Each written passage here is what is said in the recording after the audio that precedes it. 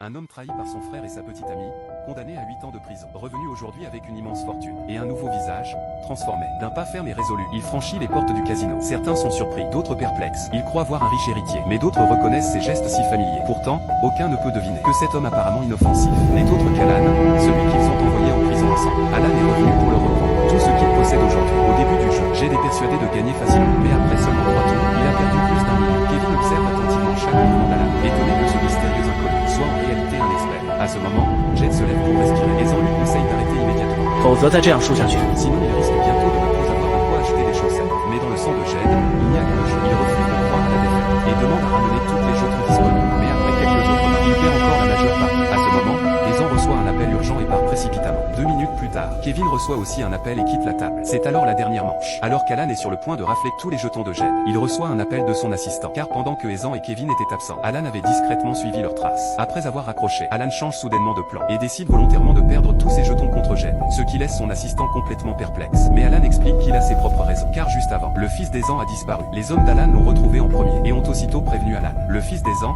profitant de l'absence des adultes, a volé un cheval et s'est enfui. Alan ordonne à ses hommes de le suivre discrètement, intervenant uniquement si nécessaire. En vérité, Alan enquêtait en secret depuis longtemps. Il a découvert que le fils d'Zan a 8 ans, ce qui correspond exactement au temps qu'il a passé en prison. Donc quand ses hommes ont localisé le garçon, Alan a décidé de laisser Jed tranquille. À ce moment-là, le cheval monté par le fils d'Zan s'emballe soudainement et le jette violemment à terre. Au moment critique, Alan sort de l'ombre et calme le cheval affolé. Alan vérifie d'abord si le garçon est blessé, puis ils sortent lentement de la forêt. Zan et les autres les attendent déjà à l'extérieur. Alan regarde cette famille retrouvée, unie et affectueuse. Sous son calme apparent, brûle une haine profonde.